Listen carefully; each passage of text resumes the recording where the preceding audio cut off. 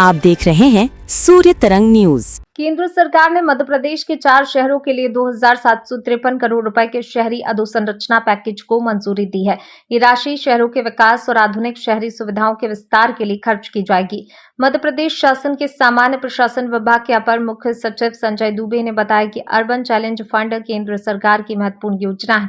प्रधानमंत्री नरेंद्र मोदी ने देश भर में शहरी विकास कार्यों के लिए 1 लाख करोड़ रुपए उपलब्ध कराने की घोषणा की थी, जिसके तहत विभिन्न राज्यों के शहरों के लिए विकास परियोजनाओं को वित्तीय सहायता दी जा रही है। उन्होंने कहा कि अर्बन चैलेंज फंड का मुख्य उद्देश्य ऐसे प्रोजेक्ट तैयार करना है जिनसे शहरी क्षेत्रों और शहरों के नागरिकों को प्रत्यक्ष लाभ मिल सके।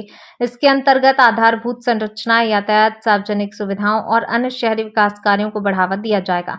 संजय दुबे के अनुसार मंजूर की गई राशि से मध्य प्रदेश के चयनित शहरों में विकास कार्यों को गति मिलेगी, जिससे नागरिक सुविधाओं में सुधार होगा और शहरी क्षेत्रों के समग्र विकास को नई दिशा मिलेगी।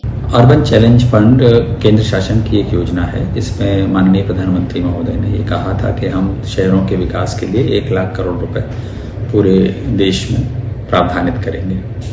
अर्बन चैलेंज फंड का उद्देश्य ये है कि ऐसे प्रोजेक्ट्स बनाए जाएं जिससे आम नागरिकों को शहरी क्षेत्रों में लाभ मिले, और उसके लिए उन्होंने ये कहा है कि 25% ग्रांट, जितने भी परियोजना की लागत होगी उसकी 25% ग्रांट जो है वो केंद्र शासन देगी।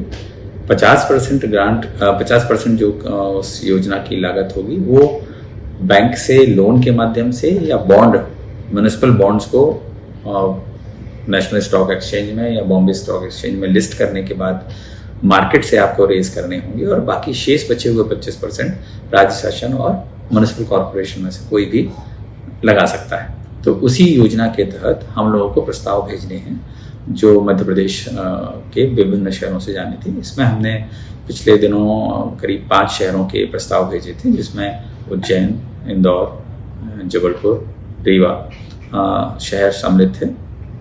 और इसमें ये कोशिश की गई थी कि हम वहाँ पर जो पेयजल है, सिवरेज है, उनकी पूरी तरीके से उसको हर एक नागरिक के घर तक और हर व्यक्ति के पास तक पहुँचा सके।